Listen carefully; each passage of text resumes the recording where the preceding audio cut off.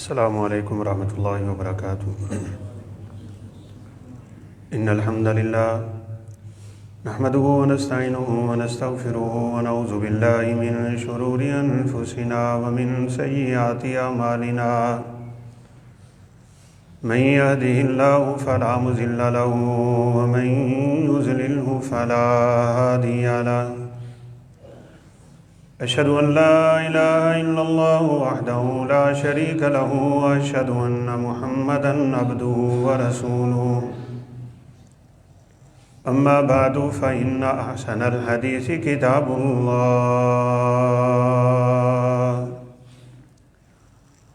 وخير الهدي هدي محمد صلى الله عليه وسلم،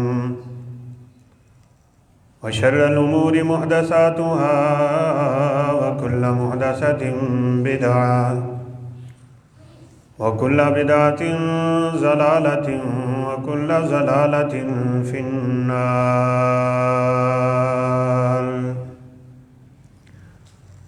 يا أيها الذين آمنوا اتقوا الله حق تقاته ولا تموتن إلا وأنتم مسلمون۔ يا أيها الذين آمنوا اتقوا الله وقولوا قولا سديدا يصلح لكم أعمالكم ويغفر لكم ذنوبكم، ومن يطع الله ورسوله فقد فاز فوزا عظيما۔ اعوذ باللہ من الشیطان الرجیم، بسم اللہ الرحمن الرحیم۔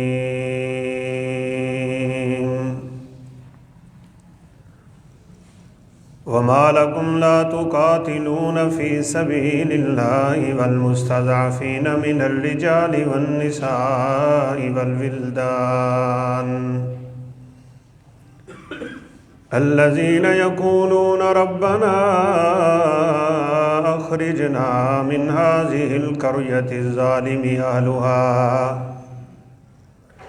واجعل لنا من لدنك وليا واجعل لنا من لدنك نصيرا۔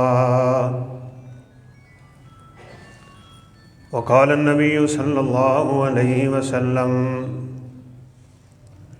اذا رضيتم بالزرع واخذتم اذناب البقر وتركتم الجهاد سلط الله عليكم الذل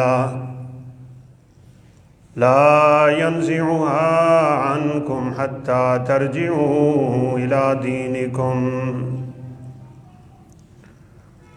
رب اشرح لي صدري ويسر لي امري واحلل عقدة من لساني يفقهوا قولي۔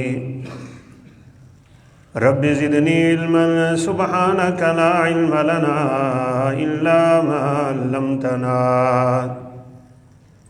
انک انت العلیم الحکیم۔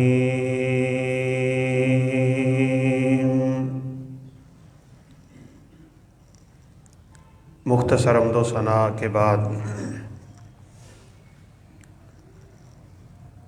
آج 5 فروری یوم یکجہتی کشمیر کے نام سے کشمیر میں بالخصوص اور پورے وہ ممالک اسلامیہ جہاں مسلمان کثرت سے آباد ہیں، وہاں کشمیریوں کے حق میں یکجہتی کے لیے اس دن کو یوم یکجہتی کشمیر کے نام سے منایا جاتا ہے۔ حقیقت میں پوری دنیا کے مسلمان، جیسا کہ رسول اللہ صلی اللہ علیہ وسلم نے فرمایا، ایک جسم کی مانند ہیں۔ اگر جسم کے کسی ایک حصے کو تکلیف ہو تو پورے کا پورا وجود بے چین ہو جاتا ہے۔ تو حقیقی مسلمان کی علامت اور نشان بھی یہ ہے کہ وہ اپنے مسلمان بھائیوں کے لیے، چاہے وہ دنیا کے کسی خطے، کسی کونے، کسی علاقے میں رہتے ہوں، ان کے لیے اس کے دل میں ویسے ہی تڑپ ہونی چاہیے جیسے کہ اس کو اپنے حقیقی رشتہ داروں کے لیے اور اپنے بیٹوں کے لیے ہوتی ہے۔ رسول اللہ صلی اللہ علیہ وسلم کے فرامین میں اس بات کو بڑی خوبصورتی سے اجاگر کیا گیا ہے۔ مسلمان وہ ہوتا ہے، جیسا کہ کسی شاعر نے کہا تھا کہ اگر کسی بھی علاقے میں، وہ پیروں کا علاقہ ہو، وہ کسی اور جگہ کا علاقہ ہو، وہاں کے مسلمان کو تکلیف ہو تو پوری دنیا کے مسلمانوں کو تڑپ جانا چاہیے۔ اب مسئلہ یہ ہے کہ 70 سال گزر گئے، کشمیر کا مسئلہ آخر حل کیوں نہیں ہوتا ہے؟ اور اس کے پس منظر سے بھی ہمیں تھوڑی سی واقفیت ہونی چاہیے کہ بر صغیر پاک و ہند کی تقسیم کے وقت جن علاقوں میں مسلمان آباد تھے اور ان کی زیادہ کثرت سی، وہ علاقے پاکستان کے ساتھ شامل ہوئے، اور جہاں ہندوؤں کی آبادی زیادہ تھی وہ ہندوستان میں شامل ہوئے۔ چونکہ اس وقت کشمیر پہ ایک سکھ کی حکمرانی تھی، باوجود اس کے کہ کثرت وہاں پہ مسلمانوں کی ہے، چونکہ حکومت سکھوں کی تھی تو سکھوں نے ہندوستان کے ساتھ کشمیر کو ملا دیا، اور یہ خطہ اپنے محل وقوع کے اعتبار سے دونوں ملکوں کے لیے بڑا مفید ہے، بلکہ دفاعی لحاظ سے شاید انڈیا کو ہم سے زیادہ اس کی ضرورت ہے۔ اسی وجہ سے قائد اعظم نے جب اس علاقے کا دورہ کیا تھا تو کہا کہ کشمیر پاکستان کی شاہ رگ ہے۔ ہندوستان کہتا ہے کہ وہ ہمارا اٹوٹ انگ ہے۔ اس کی ایک بڑی وجہ ہے، اور ہندوستان جانتا ہے اس بات کو بڑی اچھی طرح کہ اگر کشمیر کا بارڈر درمیان سے جاتا ہے اور یہ کشمیر کا علاقہ پاکستان کے ہاتھ میں آ جاتا ہے تو پھر تو پورے کے پورے بھارت کو خطرہ پڑ جائے گا۔ یہ درمیان میں ایک آڑ کا کام کر رہا ہے دونوں ملکوں کے درمیان۔ بہرحال حقیقت میں کسی مسلمان کو اپنے خطے سے زیادہ اپنے مسلمانوں کی ہمدردی ہونی چاہیے۔ آج ہم سب جانتے ہیں 2 سال ہو گئے ہیں اور خطہ کشمیر میں کرفیو نافذ ہے، پابندیاں لگائی جا رہی ہیں، وہ لوگ بڑی مصیبت اور کٹھن کی زندگی گزار رہے ہیں، لیکن ان کے دلوں سے یہ جذبہ جہاد ختم نہیں ہو رہا۔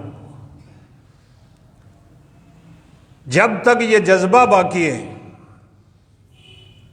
اور ان کے ساتھ ساتھ ہمارے نوجوانوں میں یہ جذبہ جہاد اگر بیدار ہوتا ہے تو پھر انشاءاللہ وہ دن دور نہیں کہ دنیا کا یہ نظام بدلتا ہے، چونکہ آج جہاد سے محبت ختم ہو گئی۔ کھیتیوں باڑیوں میں اور اپنی تجارتوں اور کاروباروں میں لوگ مست ہو گئے، اور رسول اللہ صلی اللہ علیہ وسلم کا فرمان سچ ثابت ہو گیا۔ آپ نے فرمایا تھا اذا اخذتم اذناب البقر ورضیتم بالزر وترکتم الجہاد سلط اللہ علیکم الذل، جب تم کھیتی باڑی میں مشغول ہو کے جانوروں کی دمیں پکڑ لو گے، جہاد کو چھوڑ بیٹھو گے، اس وقت اللہ احکم الحاکمین تم پہ مسلط کرے گا تو ذلتیں ہی مسلط کرے گا، رسوائی تمہارا مقدر ہوگی۔ لا ينزعها عنکم حتی ترجعوا الی دینکم، اور یہ ذلت، یہ رسوائی، یہ ضلالت تب تک تم سے نہیں اٹھے گی جب تک تم رب کے دین کی طرف واپس نہیں پلٹ آتے ہو۔ اب جہاد اسلام کی چوٹی ہے، کتنی تڑپ رہ گئی ہے لوگوں میں اس کی، اور یہ یاد رکھیے گا، اس کو دل سے، اس کی محبت کو دل سے نکالنے میں آپ کے میڈیا کا بڑا کردار ہے، آپ کے موبائل کا بڑا کردار ہے، انٹرنیٹ کا بڑا کردار ہے۔ یہ فحش مواد جو ہر قسم کے میڈیا پہ آ رہا ہے، چاہے وہ الیکٹرانک میڈیا ہو، چاہے وہ سوشل میڈیا ہو، چاہے وہ پرنٹ میڈیا ہو، چاہے وہ خبروں اور رسالوں کے ذریعے کیوں نہ ہو، یہ سن سن کے، دیکھ دیکھ کے، پڑھ پڑھ کے اللہ معاف فرمائے لوگوں کے ایمان کمزور ہو، اور اسی وجہ سے آج جہاد کی محبت ہمارے دلوں سے اٹھ گئی۔ آج میری اور آپ کی ذمہ داری ہے، تاریخی اعتبار سے بھی بات بڑی ہو سکتی ہے، کشمیر کے حوالے سے بھی بڑی ہو سکتی ہے۔ یہ تحریک جب چلی تھی اسی وقت سے ہی چل پڑی تھی جب 1947 میں پاکستان بنا تھا۔ وہ لوگ تو چاہتے تھے پاکستان کے ساتھ ملنا، لیکن کہا جی ریفرینڈم کروائیں گے، ان کو حق خود ارادیت دیں گے، جدھر یہ چاہیں گے پاکستان کے ساتھ ملنا چاہیں تو وہاں مل جائیں، ہندوستان کے ساتھ ملنا چاہیں وہاں مل جائیں۔ اور اس وقت کے پنڈت نہرو نے یہ دھوکہ دے کے مسلمانوں کو ایک وقت خاموش کروا دیا، اور پھر آرام سے اس خطے کو ہندوستان میں شامل کر دیا۔ دغا 18 قراردادیں ہو چکی ہیں اقوام متحدہ میں، اور یہ سارے عالمی ادارے، مسلمان بیچارے وہاں پہ گویا کہ بھیک مانگتے ہیں، سب کے سب آزاد نہیں ہیں، ان پہ امریکہ کا تسلط ہے، ان پہ اسرائیل کا تسلط ہے، یہ اللہ کی قسم نام نہاد ادارے ہیں یہ سارے کے سارے غیر مسلموں کے لیے، انہی کو سپورٹ کرنے والے بس اوپر اوپر سے بیانات ہو جاتے ہیں۔ ہمارے وزیر اعظم صاحب نے بھی بڑا ڈٹ کے بیان دیا تھا، لیکن ہوا کیا؟ کچھ بھی نہیں ہوا۔ جب تک یہ دل سے اس مسئلے کو حل کرنے کے لیے میدان میں نہیں اتر آتے، تب تک یہ مسئلہ حل ہونے والا نہیں ہے۔ 3 جنگیں ہو چکی ہیں ہندوستان اور پاکستان کی اسی خطہ کشمیر کی وجہ سے، اور پہلی ہی جنگ میں ہندوستان کو اندازہ ہو گیا تھا۔ هو الذی ارسل رسولہ بالہدی ودین الحق لیظہرہ علی الدین کلہ ولو کرہ المشرکون۔ ان کے نہ جانے منصوبے کیا تھے، کہنے والے طرح طرح کی باتیں کرتے ہیں، وگرنہ تو ابن عمر رضی اللہ تعالیٰ عنہ کا قول بھی ہے، اور یہاں وہ سچ ثابت ہوتا ہے، کم من فعلت لغیر اللہ ثم صار للہ۔ بہت سے کام ایسے ہوتے ہیں جو انسان اللہ کی رضا کے لیے نہیں کرتا، لیکن پھر آہستہ آہستہ وہ اللہ کی رضا میں شامل ہو جاتے ہیں۔ نہ جانے کیا منصوبے تھے ہندوستان کو، پاکستان کو آپس میں جدا کروانے کے، کتنے مسلمان شہید ہوئے، کتنی لاشیں بکھری، کتنے علماء شہید ہوئے، کتنی مسجدیں گرائی گئیں، کتنے مدارس کو آگ لگائی گئی۔ وہ مسلمانوں کی قوت جو تھی حقیقت میں اس کو توڑا گیا تھا کہ وہ جو کئی 100 سال سے ہندوستان پہ حکومتیں کی جا رہی ہیں، آج اگر انگریز نکل جاتا ہے تو پھر ہٹ کے مسلمان حکمران نہ بن جائیں۔ یہ طاقت تھی جو انہوں نے مسلمانوں کی توڑی، پھر بنگلہ دیش کو الگ کیا، پھر آپس کے اختلافات، پھر لسانی تعصب، یہ مذہبی تعصب، یہ سنی دیوبندی بریلوی شیعہ مولویوں کو ان میں لڑا کے رکھ دیا، ادھر سے جرگوں والے اور ادھر سے قبائل کے علاقے، ان کی آپس میں نہ بنی۔ پھر بلوچستان اور پنجاب کے معاملات کھڑے ہو گئے، آپس کی لڑائیاں کروا کے اللہ کی قسم دشمن نے ہمیں کمزور کیا ہے اور کچھ بھی نہیں کیا۔ وہ چاہتا ہی یہ ہے، یہ لڑے، یہ مرے، ان کی طاقتیں کمزور ہوں، ان کی افواج کمزور ہوں، ان کے ادارے کمزور ہوں۔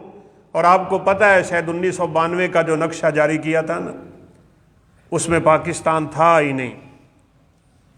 ان بیچاروں کا خیال یہ تھا ہم ختم کر دیں گے، یہ چھوٹا سا علاقہ ہے، اس کی ہندوستان کے سامنے کیا ویلیو ہے، ہم اس کو ختم کر دیں گے۔ لیکن جیسے اللہ نے کہا، وہ قرآن مجید کا خاص پیغام ہے جس کو شاعر کہتا ہے کہ پھونکوں سے یہ چراغ بجھایا نہ جائے گا۔ کون جانتا تھا کہ چھوٹی سی عمر میں ایک چھوٹا سا ملک جو تھوڑا سا عرصہ پہلے آزاد ہوا ہوگا، پوری دنیا کے مسلمانوں میں سے ایک ہی ملک ہوگا جو دنیا میں ایک ایٹمی ملک بن کے مارز وجود میں آ جائے گا۔ پھر پتہ چلا کہ پاکستان کے پاس تو ایٹم ہے۔ اس اعتبار سے اللہ کی قسم ہماری فوجیں، ہمارے ادارے اور ہماری سیکورٹیاں اور ہماری ایجنسیاں وہ قابل تحسین ہیں۔ اتنا دفاعی نظام اپنا مضبوط کر دیا، آج امریکہ سمیت، اسرائیل سمیت، پورے یورپ سمیت، برطانیہ کو لے لو، سارا غیر مسلم اگر اس کی آنکھ کا کوئی کانٹا ہے مسلمان ملکوں میں تو رب کعبہ کی قسم ایک پاکستان ہے۔ بس ہم اس کے باسی، ہم اس کے رہنے والے ہیں، اس کی قدر کیجئے گا۔ ہم لوگ ویسے، میں اپنے اسٹوڈنٹس کو بھی کہا کرتا ہوں جب کلاس میں بیٹھے ہوتے ہیں، ہم یہاں کے رہنے والے ہیں، ہمارے سامنے یہ مسائل ضرور ہیں، آپس میں لڑائیاں ہیں، اختلاف ہیں، مذہبی اختلاف ہے، تعصب کی یہاں پہ فضا پائی جاتی ہے، یہاں پہ بدامنی ہے، یہاں پہ بے راہ روی ہے، یہاں پہ بے قانونی کا سا ماحول ہے، لوگوں کو یہاں چین کی زندگی گزارنے کا موقع نہیں مل رہا، نفسا نفسی کا عالم ہے۔ یہ سارے مسائل اپنی جگہ، لیکن اللہ کا کرم دیکھیے، اتنے بڑے مسائل کے ہوتے ہوئے دہشت گردی یہاں پہ ہوتی ہے، لڑائیاں یہاں پہ ہوتی ہیں، دھماکے یہاں پہ ہوتے ہیں، بے روزگاری یہاں پہ رہتی ہے، بدامنی یہاں پہ رہتی ہے، کرپشن یہاں پہ بڑی، اتنے مسائل کے باوجود پاکستان نے پوری دنیا میں اپنے آپ کو ایک ایٹمی اور ایک دفاعی ملک ثابت کر کے دشمن کی آنکھوں میں کانٹے چبھو دیے ہیں۔ یہ اللہ کا کرم ہے اس ملک پہ۔ پوری دنیا کے مسلمان اگر کسی ملک کی طرف نظر اٹھاتے ہیں تو وہ ہمارا ملک پاکستان ہے۔ مجھے اچھی طرح یاد ہے، کلاس ہم پڑھ رہے تھے، ایک استاد محترم باہر چلے گئے، پیریڈ ختم ہوا تو مدینہ کا میرا ایک ساتھی تھا، تو مجھے کہنے لگا کہ سعد اس کا نام تھا، کہ آپ کھا کیوں نہیں جاتے ہندوستان کو، کیوں ختم نہیں کرتے ہندوستان کو؟ ایٹم ہے آپ کے پاس، ہم لوگ تو آپ کی طرف دیکھتے ہیں کہ پاکستان کیا کرتا ہے۔ یہ حقیقت میں رب کی رحمت ہے، اللہ کا شکر کیجئے جس نے ہمیں ایک آزاد ملک کا باشندہ بنا دیا، ایک آزاد ریاست اللہ نے ہمیں دے دی۔ بس دعاؤں کی ضرورت ہے۔ اس وقت ہم کشمیر نہیں جا سکتے، جن کو اللہ نے توفیق دی وہ گئے، شہید ہوئے یا جائیں گے یا جا رہے ہیں، وہ ایک الگ موضوع ہے، لیکن میں یہاں بیٹھا دعا تو کر سکتا ہوں۔ یہ میرا فرض ہے، یہ آپ کا فرض ہے، اپنے ملک کے لیے، اپنی عوام کے لیے، اپنے حکمرانوں کے لیے، اپنے دفاع کے لیے، اپنے مسلمان بھائیوں کے لیے، اور بالخصوص کشمیر چونکہ ہمارا قریبی ملک ہے، اس کے لیے رو رو کے رات کو اٹھ کے رب سے دعائیں کیا کریں۔ وہ بیچارے کیسی زندگی گزار رہے ہیں، یہاں ہم کتنی آزادی سے اپنے دین کا پیغام دیتے ہیں۔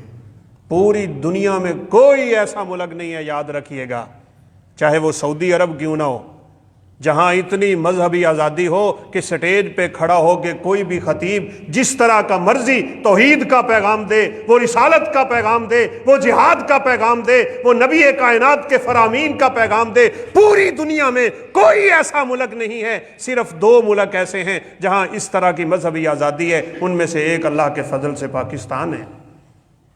2 ہی ریاستیں جو توحید کی بنیاد پہ قائم ہوئی ہیں، جو لا الہ الا اللہ کی بنیاد پہ قائم ہوئی ہیں، ایک ریاست مدینہ اور دوسری ریاست پاکستان، اور دونوں کی آزادی کی آپس میں مماثلت بھی بڑی ہے۔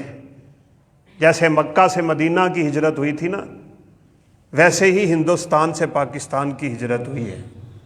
لٹے پٹے لوگ تھے جو مکہ سے ہجرت کر کے مدینہ آ رہے تھے، ستائے ہوئے ان دشمنوں کے اور مارے ہوئے ان کی تکلیفوں کے، اور کیسے پہنچتے تھے بے سر و سامان مدینہ کی طرف، ایسے ہی لوگ ہجرتیں کر کے یہاں پہ آئے تھے۔ آپ میں سے بزرگوں نے تو اپنی آنکھوں سے دیکھا ہوگا، قتل عام ہوا تھا، عصمت دریاں ہوئی تھیں، 1000 عورت کی عزتیں لوٹی گئی تھیں۔ اپنی عزت کے دفاع کے لیے نوجوان بچیوں نے دریاؤں میں، نہروں میں چھلانگے لگا کے اپنی عزت بچائی تھی۔ اس ملک کو لینے کے لیے یہ دشمن کی غداری ہو گئی، اور یہ ہمارے بعض اپنوں کی ہی غداری ہو گئی کہ ہم نے کشمیر ان کے ہاتھ میں دے دیا۔ یہ 1965 کی جنگ کے نتیجے میں یہ کشمیر آزاد ہوا ہے جو ہمارے ہاتھ میں ہے۔ اس کا وزیر اعظم آزاد ہے، اس کی ریاست آزاد ہے، اس کے اپنے ایک مسائل ہیں، لیکن اس پہ ہندوستان پہ قبضہ کیا ہوا ہے۔ آج تک اقوام متحدہ کو جرت نہیں ہوئی، عالمی اداروں کو جرت نہیں ہوئی کہ وہ بھارت کو یہ کہہ سکیں کہ جو وعدہ کیا تھا تم نے کہ ہم کشمیریوں سے ہی مشورہ لیں گے، ان کو حق خود ارادیت دیں گے، آؤ اس فیصلے پہ، اور دیکھو پھر کشمیری کس کے ساتھ ملنا چاہتے ہیں۔ اس مسئلے پہ بھی علماء نے ویسے بحث کی ہے کہ کیا خطے کے لیے جہاد ہو سکتا ہے؟ کیا وطن کی محبت انسان کے دل میں ہونی چاہیے؟ اگرچہ وہ ایک حدیث تو جھوٹی بنی ہوئی ہے، حب الوطن من الایمان، لیکن صحیح بات یہ ہے اگر اللہ اپنی توفیق سے کسی کو ایسا خطہ دے دے جس خطے میں اسلام پہ عمل کرنا آزادی کے طور پہ انسان کو میسر آ جائے، اس خطے سے محبت ہونی چاہیے۔ رسول اللہ صلی اللہ علیہ وسلم کو اللہ تعالیٰ نے مدینہ دیا تھا، وہ پہلی ریاست مدینہ بنی تھی۔ صحابہ فرماتے ہیں جب آپ کی سواری مدینہ کے قریب آنے لگتی، آپ سفر کی حالت میں اپنا ناک لپیٹ کے رکھتے تھے، ہوائیں چلتی ہیں، غبار اڑتا ہے، ریتیں اڑتی ہیں، لیکن مدینے کی پہلی دیوار دور سے جب اللہ کے نبی کو نظر آتی تھی تو آپ صلی اللہ علیہ وسلم اپنا کپڑا ہٹا دیتے اور آپ فرمایا کرتے تھے مجھے مدینے کی ہوا چاہیے۔ مدینے کی محبت میں صحابہ کہتے ہیں آپ سواری کو تیز کر دیا کرتے تھے۔ تو جہاں اللہ نے کوئی ایسی جگہ دی ہو جہاں انسان کو مذہبی آزادی ہے، کوئی اس کو پوچھنے والا نہیں ہے، نماز پڑھے، وہ روزہ رکھے، وہ زکوٰۃ دے، وہ حج کرے، وہ اپنے اعمال پہ کاربند رہے، اس ملک میں تو انسان اللہ تعالیٰ کا کرم اور فضل سمجھ کے اس خطے سے بھی اپنے دل سے محبت کرے تو انشاءاللہ اللہ اس کا بھی اس کو اجر نصیب فرمائیں گے۔ آج بڑی ضرورت ہے، یہ ویسے 5 فروری کا جو دن ہے نا، یہ محترم قاضی حسین صاحب نے منتخب کیا تھا غالباً 1990 میں، کہ یہ دن ایسا ہے کہ اس دن میں کوئی اور خاص واقعہ پیش نہیں آیا، تو انہوں نے 5 فروری کو کشمیریوں کے ساتھ یکجہتی کے طور پہ اس کو ابھارنے کے لیے امت کو درس دیا تھا، اور آج اللہ کے فضل سے پوری دنیا پہ ان کی آواز چلتی ہے۔ کشمیریوں میں یہ جو آزادی کی دوڑ لگی تھی، لگ تو شروع سے ہی گئی تھی، لیکن اس وقت اس میں شدت آئی تھی جب ایک عالم دین جمعہ پڑھا رہے تھے یا خطبہ عید تھا غالباً، تو انہوں نے حضرت موسیٰ علیہ السلام اور فرعون کا قصہ ذکر کیا عید کے خطبے میں، اور اس وقت کے حکمرانوں نے سمجھا کہ یہ اشارے ہماری طرف کر رہا ہے، مولوی صاحب کو پکڑا، جیل میں ڈال دیا۔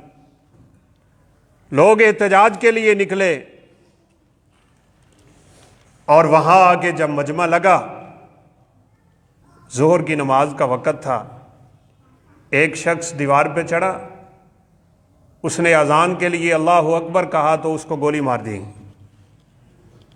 یہ جذبے جس قوم میں، جس ملت میں اللہ عطا کر دیتا ہے، وہاں انشاءاللہ کسی نہ کسی دن صبح ضرور طلوع ہوتی ہے۔ ظلم کی رات جتنی مرضی لمبی ہو، بالا آخر اس نے صبح ہو ہی جانا ہوتا ہے۔ گولی کھا کے دوسرا جوان چڑھا تھا، اس نے اگلا اللہ اکبر کہا، اس کو گولی مار دی گئی۔ تیسرا چڑھا، اشہدو اللہ الہ الا اللہ پڑھا، 22 کلمے ہیں اذان کے، 22 لوگوں کی شہادت ہوئی تھی اور اذان مکمل ہو گئی تھی۔ اس دن سے اللہ کے فضل سے اس میں مزید قوت پیدا ہوئی، اور آج ایک بڑی منظم انداز میں اللہ کے فضل سے یہ تحریک پیدا ہو چکی ہے۔ ہمیں اس وقت سب سے پہلا جو کرنے والا کام ہے میرے بھائیوں، وہ یہ ہے کہ ہم ان کے لیے دعائیں کریں، ایسے سمجھیں جیسے اللہ نہ کرے میرے اوپر کوئی مصیبت آ جائے، میرے گھر پہ کوئی مصیبت آ جائے، ہماری جوان بہن بیٹیوں پہ اللہ نہ کرے اس طرح کا مسئلہ آ جائے، ہم کیسے رو رو کے اپنے رب کو منائیں گے؟ رات کے پچھلے پیر اٹھ کے ان کے لیے دعائیں کیجئے۔ دوسرا کام کرنے کا یہ ہے ان کی ہر اعتبار سے مدد کیجئے۔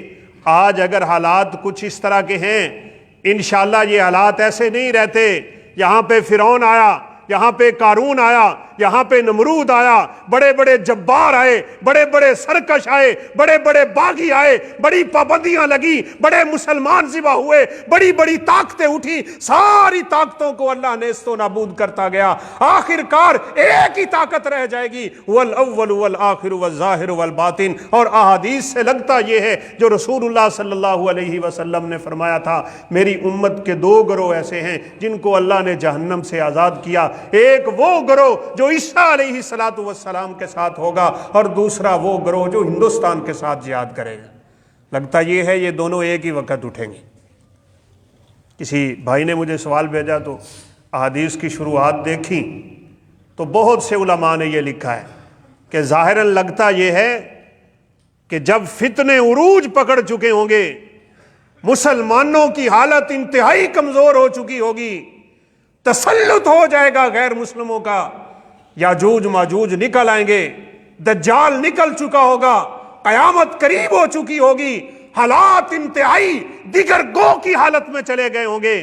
اس وقت جو نبی کائنات علیہ السلام نے فرمایا تھا، دمشق کی مسجد کے سفید مینارے پہ سیدنا عیسیٰ علیہ السلام کا نزول ہو جائے گا، فرشتوں کے پروں پہ ان کا ہاتھ ہوگا۔ آپ صلی اللہ علیہ وسلم نے فرمایا گول چہرہ، سرخی مائل، خوبصورت، سر جھکائیں گے تو یوں لگے گا جیسے ان کے بالوں سے شبنم کے قطرے ٹپک رہے ہیں، اور وہ 40 سال تک مل کے میری امت کے ساتھ جہاد کریں گے۔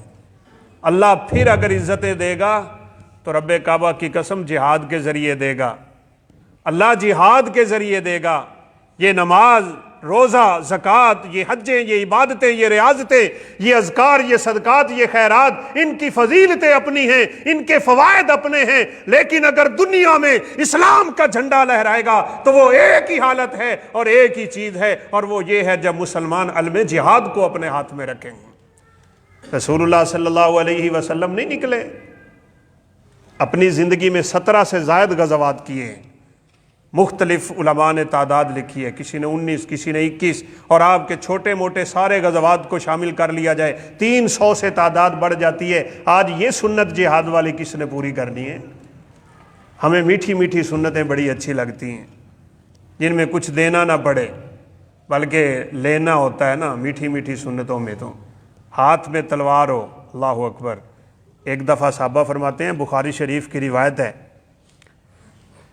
کہ مدینے میں اتنی خوفناک آواز پیدا ہوئی کہ اہل مدینہ ڈر کے باہر نکل رہے ہیں، اکٹھے ہوئے، جیسے ہمارے علاقے میں اور آپ کے دیہاتوں میں ہوتا ہے، وہ کبھی اللہ نہ کرے چور وغیرہ آ جائے تو ایک بندہ اونچی آواز لگاتا ہے اور پھر سب لوگ جمع ہوتے ہیں اور ایک طاقت بن کے باہر نکلتے ہیں کہ اگر کوئی ایسا ویسا مسئلہ ہو تو مل کے اس کا مقابلہ کیا جائے۔ مدینہ والے اکٹھے ہو رہے ہیں، اور جب اکٹھے ہو کے باہر نکلے تو کیا دیکھتے ہیں؟ دور سے ایک آدمی آ رہا ہے، تیز ترین گھوڑا اس کے نیچے ہے، اس کے ہاتھ میں کیا گلے میں تلوار لٹکی ہوئی ہے۔ کہتے ہیں ہم دیکھنے لگ گئے، آواز بڑی خطرناک تھی لیکن یہ تو ایک ہی بندہ آ رہا ہے، نہ جانے یہ کون ہے۔ ہم انتظار میں کھڑے ہیں، کیا دیکھتے ہیں؟ جب گھوڑا قریب آیا تو ابو طلحہ کا گھوڑا ہے، ننگی پیٹھ ہے، اس کے اوپر زرین نہیں ہے، بڑے بڑے شاہ سوار ڈول جاتے ہیں ننگی پیٹھوں پہ، ہڈیاں توڑ کے رکھ دیتے ہیں گھوڑے، لیکن ہم نے دیکھا اللہ کے پیغمبر ابو طلحہ کے گھوڑے پہ اور آپ صلی اللہ علیہ وسلم کے سینے میں تلوار لٹک رہی ہے۔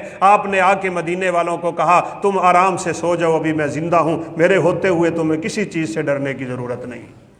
اشجع الناس، انس رضی اللہ عنہ فرماتے ہیں کہ اس کائنات میں سب سے اگر کوئی قوی اور بہادر شخص ہم نے دیکھا ہے تو وہ رسول اللہ صلی اللہ علیہ وسلم کی ذات ہے۔ تبوک کا غزوہ ہوا نا، جس کو جنگ حنین بھی کہا جاتا ہے، مسلمانوں کی بڑی تعداد تھی اور اپنی تعداد پہ ناز ہو گیا۔ تعداد پہ تھوڑا سا بھروسہ ہو جاتا ہے نا بندے کو، طاقت پہ۔ اللہ اکبر۔ اللہ تعالیٰ کو یہ بات پسند نہیں آئی۔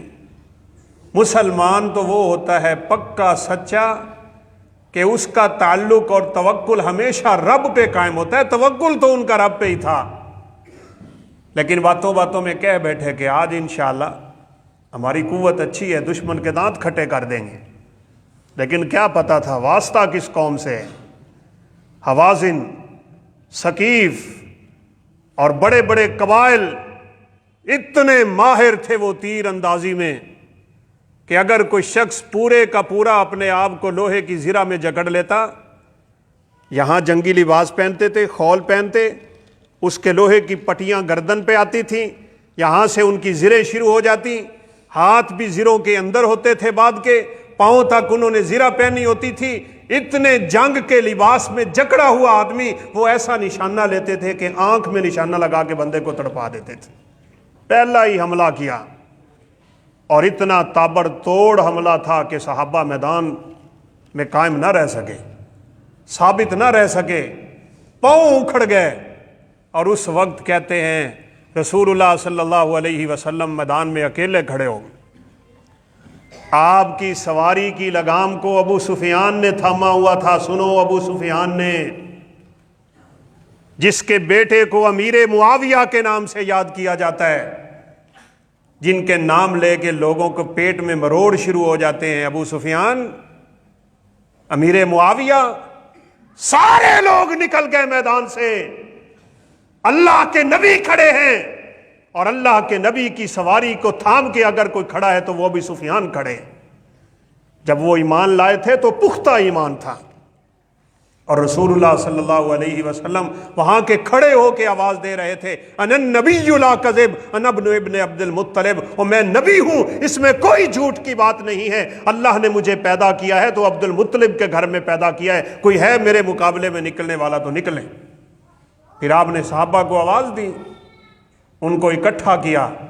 آپ صلی اللہ علیہ وسلم نے احد کے میدان میں اپنے دندان زخمی نہیں کروائے، آپ ایک گڑھے میں نہیں گرے تھے، فاطمہ نے آپ صلی اللہ علیہ وسلم کا چہرہ نہیں دھویا تھا جو خون آلود ہو گیا تھا، چٹائی جلا کے آپ صلی اللہ علیہ وسلم کے چہرہ انور میں رکھی تھی، آپ نے طائف کا سفر نہیں کیا تھا، وہاں آپ نے پتھر نہیں کھائے تھے، بے ہوش ہو کے پہاڑ کے دامن میں نہیں گرے تھے، اور آپ نے فرشتے کو نہیں کہا تھا جس نے آ کے اشارہ کر دیا کہ آپ تو بڑی امیدیں لے کے آئے تھے طائف والوں سے لیکن انہوں نے آپ کے ساتھ اچھا نہیں کیا۔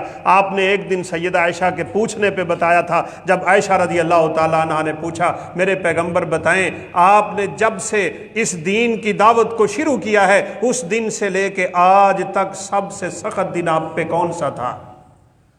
تو آپ صلی اللہ علیہ وسلم نے فرمایا، عائشہ میرے اوپر سب سے سخت دن طائف والا تھا، بڑی امیدیں لے کے میں گیا تھا لیکن پتھر مارے انہوں نے، خون مبارک آپ کے سر سے نکل کے آپ کی جوتی تک پہنچ گیا، چپک رہے تھے آپ کے پاؤں آپ کی جوتی میں۔ اور جب آپ صلی اللہ علیہ وسلم اس نیم بے ہوشی کسی کیفیت میں ایک پہاڑ کے دامن میں ٹیک لگا کے بیٹھے، ساتھ آپ کے ایک جانثار ہیں، آسمان سے آواز آئی، وہ کڑک پیدا ہوتی تھی فرشتوں کے آنے سے، کہا انا ملک الجبال، میں پہاڑوں کا فرشتہ ہوں، پہاڑوں کا، پوری دنیا کے پہاڑوں کی ذمہ داری میرے ہاتھ میں ہے، آپ اشارہ کر دیں، یہ طائف کے دو پہاڑوں کو یوں ملاؤں گا کہ طائف والوں کو میں ان پہاڑوں میں پیس کے سرما بنا کے رکھ دوں۔ اللہ اکبر۔ صحابی کہتے ہیں اللہ کے نبی نے ہاتھ اٹھا لیے، فرشتے کے کہنے پہ میرے نبی نے ہاتھ اٹھائے، اور میں نے دل میں سوچا کہ آج طائف والے تو صفحہ ہستی سے مٹ جائیں گے، لیکن آپ کی زبان سے نکلا اللہم اہد قومی فانہم لا یعلمون، یا اللہ ان طائف والوں کو ہدایت دے، انہیں پتہ ہی نہیں ہے کہ میں کس ذات کی طرف سے بھیجا ہوا وہ ایک پیغمبر ہوں، لعل اللہ ان یخرج من اصلابہم ان یعبدوہ ولا یشرکوا بہ شیئا، شاید اللہ ان کی نسلوں سے وہ لوگ پیدا کرے گا۔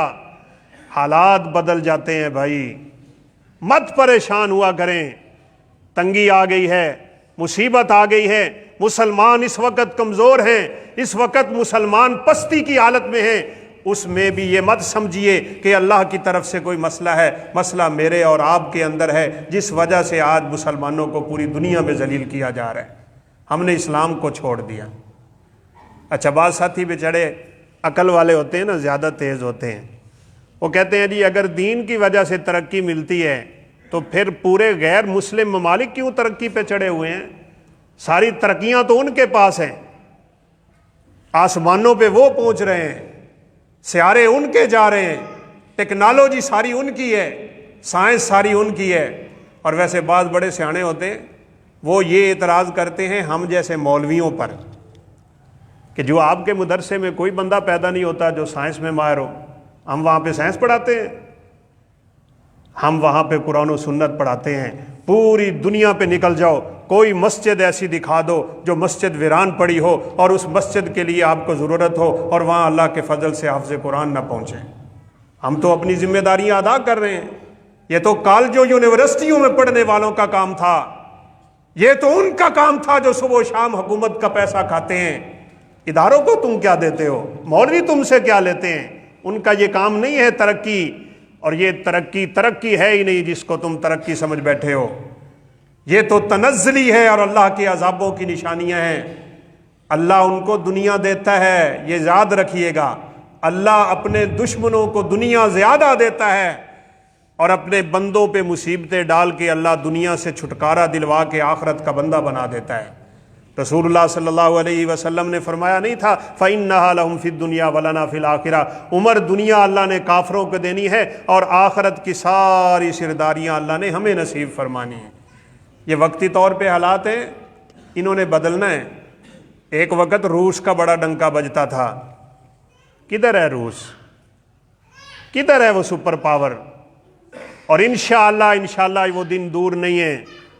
یہ یقین مانے، ہم تو زیادہ سیاست سے واقف نہیں ہیں، لیکن چند ایک پڑھنے کو ملتے ہیں اقتباسات۔ ہندوستان اس وقت بہت پریشان ہے۔ آپ کو پتہ ہے میانمار کی حکومت گرا کے انہوں نے فوج کو دے دی۔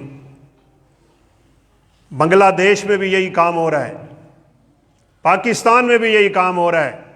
دیکھنے کو جمہوری ملک ہے لیکن پیچھے پاور ہے اللہ کے فضل سے چلانے والوں کی۔ پورے اس خطے کو اب جمہوریوں سے چھڑا کے اب فوج کے اقتدار میں لایا جا رہا ہے، صرف اسی وجہ سے۔ اگر ہندوستان کوئی شرارت کرتا ہے، اگر اسرائیل اس کے ساتھ ملتا ہے، اگر امریکہ کی شاہراہ پہ وہ آتے ہیں، اور آپ کے لیے حیرت کی بات ہوگی 5 بڑے بڑے خفیہ اڈے جو ہندوستان نے اپنے ارد گرد ہمارے لیے تعمیر کیے تھے نا، اللہ کے خصوصی فضل سے 5 کے 5 تباہ ہو چکے ہیں۔ پوری ہماری نیوی ہندوستان کے سمندر سے چکر لگا کے واپس آ چکی ہے، اور ان بے وقوفوں کو پتہ ہی نہیں ہے جو اپنے آپ کو سمجھتے ہیں کہ ہم بڑی سپر پاور بنے بیٹھے ہیں۔ اللہ کی قسم دشمن بزدل ہے، دشمن بزدل ہے، مشرک بزدل ہوتا ہے۔ یہ میرے نبی کا فرمان ہے۔